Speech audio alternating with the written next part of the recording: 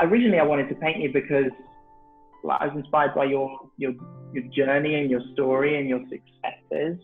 Like you're an interesting and inspirational person, and I really felt like I kind of wanted to sort of engage with like a little bit of that, and also it's part of this kind of ongoing series that I'm working on of like inspirational like British people in their respective careers and lives. So that's how like the original kind of process started of me wanting to paint you, but then you know once it like I met you and then the portrait kind of went underway, then it's about like, okay, how best to portray you as an individual on more of like a personal level, and I guess try and be like as true as I can to like my perception of you, I guess. I really loved the idea of sitting for you because you had a very clear idea about representing businessmen and women, or merchants as you called it, which I love, in, you know, that rarefied classic oil painting style where you don't often see people like me in that way. So, you know, I believe fully in representation and how women and minorities are represented. And I have a thread of thought about, you know, why there are not many statues of Black people, paintings of Black people, and how the low number of visuals of Black men and women contribute to the dehumanization, you know, when they're not in galleries, in town halls, in squares, etc. Like, what does that mean to the passers-by, the viewers? So I was like really up for doing it. Because it fed into conversations I'd been having with friends at length. So yeah, it seemed oh, really? real.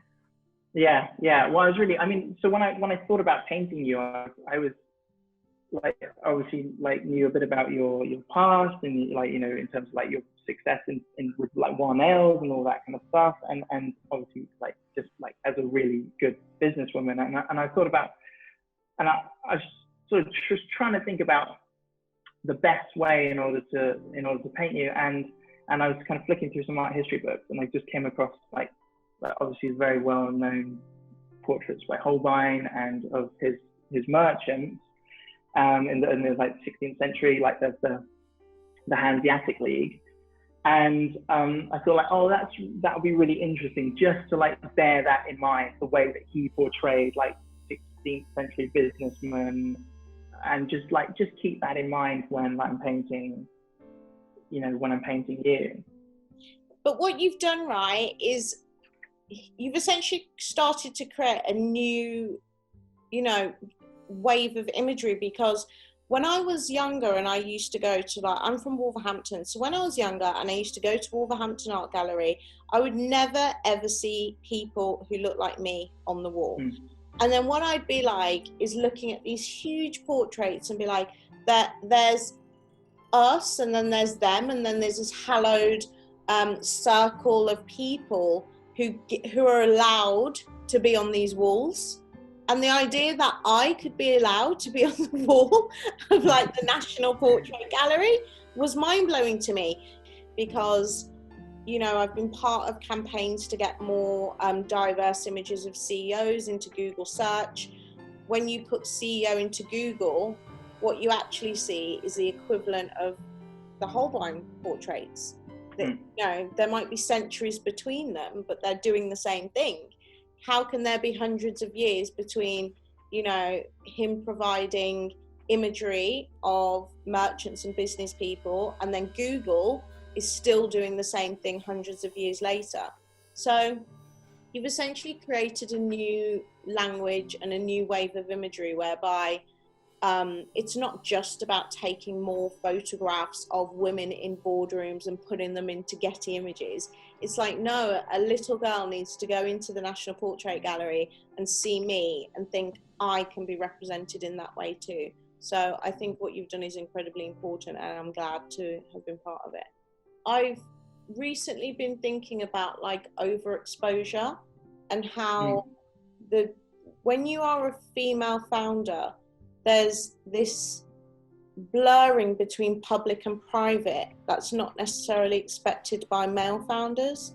And what I mean by that is that a lot of female founders have to do press, their Instagram accounts have to be busy and show their lifestyle. Whereas if you're a young guy running a business, you're not expected to maintain this public social presence in the way that women are. And I think that if I'd walked into the gallery and seen it like huge on the wall, it would have made me feel even more exposed than I think I already did. And actually, the fact that it's small really fits with the way I would like myself to be seen, which is you have to get really up close, you have to take the time, and you have to essentially, study. You have to study it, because it's not something that can be like absorbed in one go by walking past from 30 feet away. You know what I mean? Yeah. So I really like the idea of the small size of it, because it plays into my themes of wanting to build stronger relationships with fewer people rather than be seen and overexposed by all. Well, that's really interesting. Yeah, I like that.